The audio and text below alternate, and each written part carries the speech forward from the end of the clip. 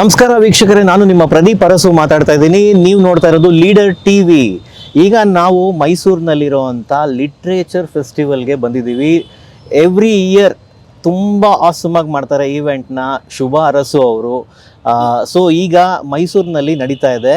So ನಾವು ಅವ್ರನ್ನ ಭೇಟಿ ಮಾಡೋಕ್ಕೆ ಬಂದಿದ್ದೀವಿ. ಬನ್ನಿ ಅವ್ರನ್ನೇ ಕೇಳ್ಕೊಂಬಿಡೋಣ, ಹೇಗೆ ಇದನ್ನು ಸ್ಟಾರ್ಟ್ ಮಾಡಿದ್ರು. ಒಂದು ಸಂಸ್ಥೆ ಒಂದು ಈವೆಂಟ್ನ ಮಾಡಬೇಕು ಅಂದರೆ ಈಸಿ ಇಲ್ಲ, ಬಟ್ ಆದರೆ ಇವರು ಇದು 8ನೇ ಬಾರಿ ಮಾಡ್ತಾ ಇರೋವಂಥದ್ದು.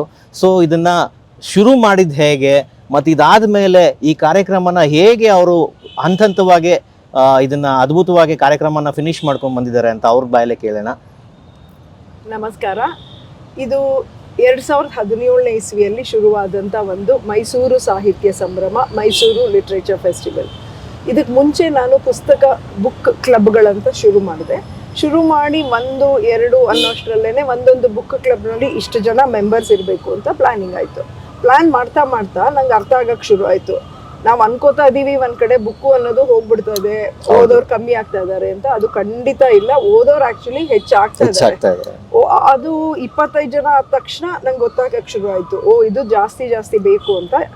ಅದು ಕನ್ನಡ ಅಂತ ಶುರು ಮಾಡಿ ಇಂಗ್ಲೀಷ್ ಮಾಡಿ ಮಕ್ಕಳಿಗೆ ಅಂತ ಮಾಡಿದ್ಮೇಲೆ ನಮ್ಮ ಸಮಾಜಕ್ಕೆ ಏನಾದರೂ ಮಾಡಬೇಕು ಅಂದ್ಬಿಟ್ಟು ನಾನು ಡಿಫ್ರೆಂಟ್ಲಿ ಏಬಲ್ಡು, ಆರ್ಫನೇಜು, ಸ್ಲಮ್ಸು ಮತ್ತು ಸೀನಿಯರ್ ಸಿಟಿಸನ್ ಹೋಮ್ಸ್ ಎಲ್ಲ ಕಡೆ ಬುಕ್ ಕ್ಲಬ್ಗಳನ್ನ ಸ್ಟಾರ್ಟ್ ಮಾಡಿದ್ಮೇಲೆ ಗೊತ್ತಾಯಿತು ಇದನ್ನು ಮುಂದಿನ ಹಂತಕ್ಕೆ ಏನಾದರೂ ತೊಗೊಂಡು ಹೋಗ್ಬೇಕು. ಏನು ಅಂತ ಯೋಚನೆ ಮಾಡಿದಾಗ, ನಾನು ಚಿಕ್ಕವಳಿರುವಾಗ ನಮ್ಮದು ಒಂದು ತಾತನ ಕೈ ಹಿಡ್ಕೊಂಡು ಇನ್ನೊಂದು ತಾತ ಮಂಡ್ಯದು ಸಾಹಿತ್ಯ ಸಮ್ಮೇಳನದ್ದು ಅಧ್ಯಕ್ಷರಾಗಿ ಕರೆದಿದ್ರು. ಅವ್ರ ಹೆಸರು ಚದುರಂಗ ಅಂತ. ಸೊ ಚದುರಂಗ ತಾತನ ಅಲ್ಲಿ ನೋಡುವಾಗ ಮೋಸ್ಟ್ಲಿ ಅದು ಇದು ಅಲ್ಲಿ ಆ ಮೊಳಕೆ ಬಿತ್ತಿರ್ಬೇಕು ಅನ್ಸುತ್ತೆ. ಸೊ ಅದು ಅಲ್ಲಿಂದ ಬೆಳೀತಾ ಗೊತ್ತಿಲ್ಲ, ಬಟ್ ನಾನು ಅನ್ಕೊಳ್ಳೋದು ಈಗ. ಅದಾದ್ಮೇಲೆ 2017ನೇ ಇಸ್ವಿಯಲ್ಲಿ ಮೊದಲನೇದಾಗಿ ಲಿಟ್ರೇಚರ್ ಫೆಸ್ಟಿವಲ್ ಮಾಡೋಣ ಅಂತ ಅನ್ಕೊಂಡೆ. ಬರೀ ಕನ್ನಡದಲ್ಲಿ ಬರೀ ಇಂಗ್ಲಿಷ್ ಯಾಕೆ ಮಾಡಬೇಕು, ಕನ್ನಡದಲ್ಲೂ ಮಾಡೋಣ. ಯಾಕಂದ್ರೆ ನಮ್ಮ ಕನ್ನಡ ಓದುಗರ ಒಕ್ಕೂಟ ಎಲ್ಲದರಲ್ಲೂ ತುಂಬಾ ಜನ ಭಾಗಿಯಾಗ್ತಾರೆ ಮತ್ತೆ ತುಂಬಾ ಮಹಿಳೆಯರು ಮೆಂಬರ್ಸ್. ಸೊ ಇನ್ನೊಂದು ಇದು ಅಂದ್ರೆ ಇಲ್ಲಿ ನಾವು ಎಲ್ಲರೂ ಮಹಿಳೆಯರೇ ಸೇರಿ ಮಾಡುವಂತ ಕಾರ್ಯಕ್ರಮ. ಸೊ ಮೊದಲನೇ ವರ್ಷ ಮಾಡುವಾಗ ತುಂಬಾ ಅಪ್ಸ್ ಅಂಡ್ ಡೌನ್ಸ್ ಇದ್ದೇ ಇತ್ತು. ಅದಾದ್ಮೇಲಿಂದ ನಮ್ಗೇನು ಇನ್ನೆಲ್ಲೋ ಪ್ರಾಬ್ಲಮ್ಗಳು ಬರ್ತಾ ಇರುತ್ತೆ. ಅದು ಯಾವ್ದನ್ನು ನಾವು ಜ್ಞಾಪಕ ಇಟ್ಕೊಂಡು ಅದನ್ನ ಮುಂದಿನ ವರ್ಷಕ್ಕೆ ರೆಕ್ಟಿಫೈ ಮಾಡ್ಕೋತೀವಿ. ಬಟ್ ಅದರಿಂದ ನಾವೇನ್ ಹಿಂದೆ ಹೋಗ್ಬೇಕು ಆ ತರ ಯೋಚನೆ ಇಲ್ಲ. ಸೊ 2018ನೇ ಇಸ್ವಿಯಿಂದ ಮೈಸೂರಿಗರಿಗೆ ಸುತ್ತಮುತ್ತ ಊರಿನವ್ರೆಲ್ಲರಿಗೂ ಗೊತ್ತಾಗಕ್ಕೆ ಶುರು ಆಯಿತು. ಆಮೇಲೆ ಕೋವಿಡ್ ಬಂದಾಗ 2 ವರ್ಷ ಆನ್ಲೈನಲ್ಲಿ ಮಾಡಿದ್ವಿ. ಆನ್ಲೈನಲ್ಲಿ ಮಾಡಿದಾಗ ಅಲ್ಲೂ ರೆಸ್ಪಾನ್ಸ್ ಚೆನ್ನಾಗಿತ್ತು. ಅವಾಗ ಇಲ್ಲಾಂದ್ರೆ ಅವಾಗ ಬಿಟ್ಬಿಡ್ತಾ ಇದ್ವೋ ಏನೋ, ಇದೇ ಮುಗೀತು ಅಂತ. ಬಟ್ ಆನ್ಲೈನಲ್ಲೂ ಚೆನ್ನಾಗಾದಾಗ ಹೊಳೀತು. ಇದು ಬೇಕಾಗಿರುವಂಥ ಒಂದು ಇವೆಂಟ್ ಮೈಸೂರಿಗೆ ಮತ್ತೆ ಮೈಸೂರಿನ ಸುತ್ತಮುತ್ತ. ಬಟ್ ಇವಾಗ ಎಲ್ಲ ಕಡೆಯಿಂದ ಜನ ಬರ್ತಾ ಇದ್ದಾರೆ. ಮೈಸೂರು, ಬೆಂಗಳೂರು, ಚೆನ್ನೈ, ಬಾಂಬೆ, ಈ ಸಲ ಅಮೇರಿಕಾಯಿಂದ 5 ಜನ ಒಂದು ಗ್ರೂಪ್ ಮಾಡ್ಕೊಂಡು ಬಂದಿದ್ದಾರೆ. ಸೊ ಹೀಗಾಗಿರೋದ್ರಿಂದ ಐ ಡಿಸೈಡೆಡ್ ಮುಂಬರೋ ದಿನಗಳಲ್ಲಿ ನಿಮ್ಗೆ ಏನಾದರೂ ಲೈಕ್ ಗ್ಲೋಬಲೈಸ್ ಆಗಿ ಏನಾದರೂ ಗ್ಲೋಬಲ್ ರೆಪ್ರೆಸೆಂಟ್ ಮಾಡೋ ರೀತಿ ಏನಾದರೂ ಮಾಡಬೇಕು ಅನ್ನೋದೇನಾದರೂ ಒಂದು ಐಡಿಯಾ ಇದೆಯಾ? ಇನ್ನೂ ಏನು ಅನ್ಕೊಂಡಿಲ್ಲ, ಬಟ್ ನಂಗೆ ಈಗ ಅರ್ಥ ಆಗ್ತಾ ಇದೆ ಇದನ್ನ ನಾವು ಇನ್ನೂ ಮುಂದಕ್ಕೆ ತಗೊಂಡು ಹೋಗ್ಬೇಕು ಅಂತ. ಸೊ ಅದನ್ನ ಮುಂದಿನ ದಿನಗಳಲ್ಲಿ ಯೋಚನೆ ಮಾಡಿ ಮುಂದಕ್ಕೆ. ಈಗಿನ ಕಾಲದಲ್ಲಿ ಹೆಣ್ಮಕ್ಳಿಗೆ ಹೊರಗೆ ಬರೋದೇ ಕಷ್ಟ ಇದೆ. ಅಂಥದ್ರಲ್ಲಿ ನೀವು ಎಲ್ಲ ಒಂದು ತಂಡ ಸೇರಿಕೊಂಡು ಇಷ್ಟು ದೊಡ್ಡದಾಗೆ ಇಷ್ಟು ಆರ್ಗನೈಸ್ಡ್ ಆಗಿ ಒಂದು ಈವೆಂಟ್ನ ಮಾಡ್ತಿದ್ದೀರಿ. ಇದಕ್ಕೆ ನಿಮಗೆ ಬೆನ್ನೆಲುಬಾಗಿ ಯಾರಿದ್ದಾರೆ ಅಂತ ಏನಾದ್ರು ಲೈಕ್ ನಿಮ್ಗೆ ಇನ್ಸ್ಪಿರೇಷನ್ ಯಾರು, ಏನು ಎತ್ತ ಅಂತ? ಬೆನ್ನೆಲುಬು ಅಂದ್ರೆ ನಾನು ಏನ್ ಮಾಡಿದ್ದೀನಿ ಅಂದ್ರೆ, ಇದು ಮೈಸೂರು ಬುಕ್ ಕ್ಲಬ್ಸ್ 2015 ಅಂತ ಒಂದು ಟ್ರಸ್ಟ್ ಮಾಡಿ ಅದ್ರ ಕೆಳಗಡೆ ಬುಕ್ ಕ್ಲಬ್ಸ್ ಅಷ್ಟು ನಡ್ತಾ ಇದ್ದೀನಿ. ಈಗ ಮೊನ್ನೆ ಜೂನ್ 29ಕ್ಕೆ ನಾನು 31ನೇ ಬುಕ್ ಕ್ಲಬ್ನ ಸ್ಟಾರ್ಟ್ ಮಾಡಿದೆ. ಸೊ ಅಲ್ಲಿ 5 ವರ್ಷದಿಂದ 83 ವರ್ಷದವರೆಗೂ ಎಲ್ಲಾ ವಯಸ್ಸಿನವರು ಬುಕ್ ಕ್ಲಬ್ ಅಲ್ಲಿ ಮೆಂಬರ್ಸ್ ಇದ್ದಾರೆ.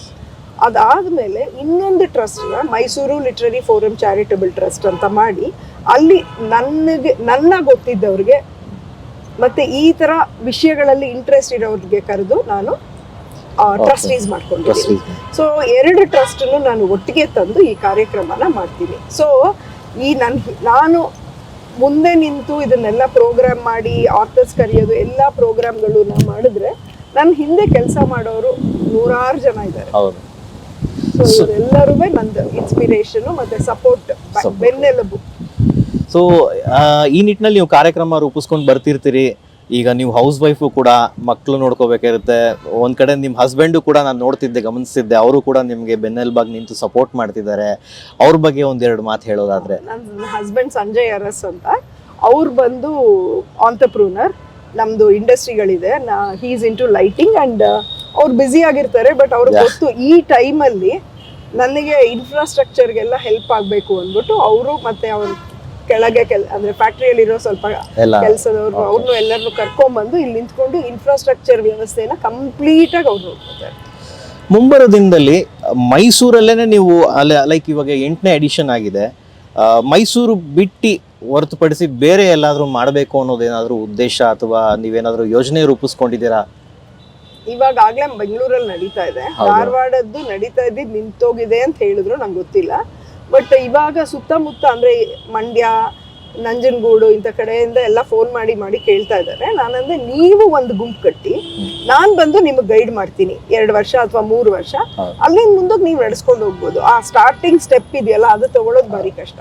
ಸೊ ಅದಕ್ಕೆ ನಾನು ಅವರೆಲ್ರಿಗೂ ಹಂಗೆ ಹೇಳಿದ್ದೀನಿ. ಈವೆಂಟ್ಗಳು ಸಾಕಷ್ಟು ಜನ ಮಾಡ್ತಾರೆ, ಬಟ್ ಆದರೆ ಈ ಈವೆಂಟನ್ನು ಕಮರ್ಷಿಯಲೈಸ್ಡ್ ಆಗಿ ಮಾಡ್ದಿರಾ, ಅದನ್ನ ಒಂದೇ ದೃಷ್ಟಿಕೋನದಲ್ಲಿ ನೋಡ್ದಿರಾ ನೀವು ಈ ಮಕ್ಕಳಿಗೆ ಆಗಲಿ ಹಿರಿಯರಿಗಾಗಲಿ ಅಥವಾ ಈ ಸ್ಲಮ್ಸಲ್ಲಿರುವಂಥ ಮಕ್ಕಳಿಗಾಗಲಿ, ಸೊ ಅವ್ರಿಗೆ ರೀಚ್ ಆಗಬೇಕು, ಪುಸ್ತಕಗಳು ಎಲ್ಲರಿಗೂ ಅದು ಸಿಗಬೇಕು, ಇದನ್ನ ಕಲ್ಚರ್ನ ರೂಢಿಸ್ಕೋಬೇಕು ಅಂತ ನೀವು ಹೋರಾಟ ಮಾಡ್ತಾ ಇದ್ದೀರಾ.